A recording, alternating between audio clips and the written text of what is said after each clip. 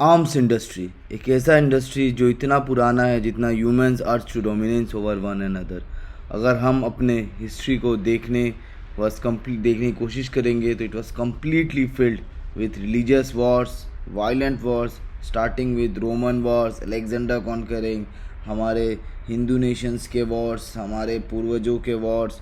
So it world war 2 to be nearest war, our Pakistan attack on India, see Israel के war with 6 day war with their neighbors, Arab neighbors. So it was completely filled. The history is full of wars and इतना war करने के लिए चाहिए weapons. So आज हम लोग बात करेंगे about the arms industry जो कि एक weapon related है and completely they have the complete dominance over the geopolitics and all the related matters. We the citizen of 21st century thinks we are living in peace, but actually 21st century में सबसे ज़्यादा Wars veg हो रहे हैं and कहीं ना कहीं arms industry plays a major role in all this. इस इंडस्ट्री का बिजनेस ही वही है और वही से चलता है। After the Soviet fall of 1992 कुछ सालों के लिए ऐसा लगा था कि पीस अब फुल एंड फाइनल सेटल हो चुका है, बिकॉज ना अभी आर्म्स रेस है एज यूएसए जो कि प्रीडोमिनेंट वर्ल्ड लीडर था आफ्टर सोवियत वॉर, उसको कोई खतरा नहीं था, उसका कोई राइवल नहीं था। But as the time goes arms industry को कुछ ना कुछ तो चाहिए, नहीं तो उनके सेल्स कहाँ से आएंगे, उनके रेवेन्यू कहाँ से आएंगे। उन्हें जो इतना बड़ा मिलिट्री कॉम्प्लेक्स बिठाया हुआ है to generate weapons, to create arms and ammunitions, उसको भी तो चलाना पड़ेगा उन्हें। सो इन 2003 when Iraq was invaded by US after the 2001 September 11 attack, it created a new arms race and a new sort of customers and a field for the arm industry. Whole world spends around $2 trillion अपने armies पे to maintain and upgrade and upkeep of their army, जिसमें major chunk जाता है to purchase arms and weapons for their army. दूसरी industry का profit अगर आप देखोगे तो मार्जिन होता होगा 20-30%, जो कि एट मैक्स होगा, यानी बहुत ही ज़्यादा प्रॉफिटेबल का होगा। बट इनका कोई लिमिट नहीं है।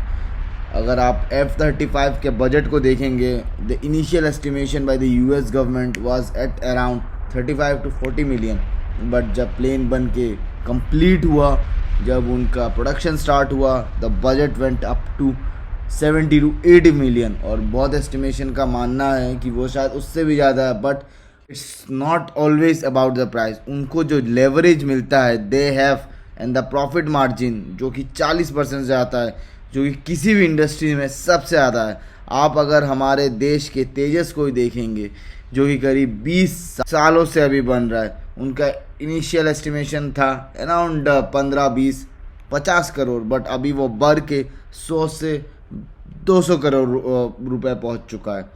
एंड उनका हम लोग इंडिजीनियस पार्ट्स देखेंगे तो अभी भी करीब 50-60% इंडिजीनियस है, मतलब हम लोग अराउंड 40% पार्ट हम लोग बाहर से इंपोर्ट करते। उसमें लगने वाले इंजन्स भी हम लोग रशिया से इंपोर्ट करते, जो कि आपको पता होगा कि एक major source of arm industries का वो लोग पार्ट है। वो लोग एक अपना huge chunk of their revenue for the GDP they are collecting it from the arm sales.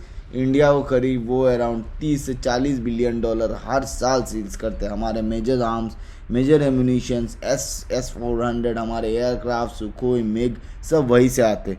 इस इंडस्ट्री का पावर इतना है कि ये कोई वॉर स्टार्ट भी कर सकते हैं एंड कोई वॉर एंड भी कर सकते हैं। अगर आप लोग देखेंगे all the major wars of the last 20th century is somewhat related to Russia और द US। क्यों? क्योंकि उनके पास इतना बड़ा आर्म्स कॉम्प्लेक्स है, क्योंकि वो कुछ जैसे मैंने बोला, कोई की वॉर स्टार्ट भी हो सकता है एंड भी कर सकता है। They have a plethora of their arms and ammunitions in। and अगर एक चीज आपको जाननी ज़रूरी है कि एक military complex and armed industry किसी भी वार के डायरेक्शन भी डिसाइड कर सकता है, and without them one would hopelessly weak to fight even much smaller army. हमारे मिस्टर नरेंद्र दामोदास मोदी ने डिसाइड किया है कि बाय 2025 हम लोग $5 बिलियन का एक्सपोर्ट करेंगे। धीरे धीरे हम भी इस डायरेक्शन में एक्सपांड कर रहे हैं। इंडस्ट्री अभी भी बहुत छोटा है in India, but we are getting to that stage where we can compete with the foreign powers, with US, with Russia, with Israel with likes of दोस्त। हमारे पास अभी आप देखेंगे धीरे धीरे बहुत सारे छोटे मगर बहुत important critical industries and small companies बन रहे हैं जो कि हमारे future Wars and pure of the safety also उसको सपोर्ट कर सकते हैं। एंड ये एक बहुत ही इम्पॉर्टेंट डिसाइडिंग फैक्टर होगा in the third decade of this 21st century कि किसके पास कितना मिलिट्री पावर है, बिकॉज वी ऑल नो जो ताकतवर है और जिसके पास पावर है वही सर्वाइव करता है। And we have seen it very much and how the Russia and the US place it in the global stage. Thanks guys, thanks for joining. See you in next video.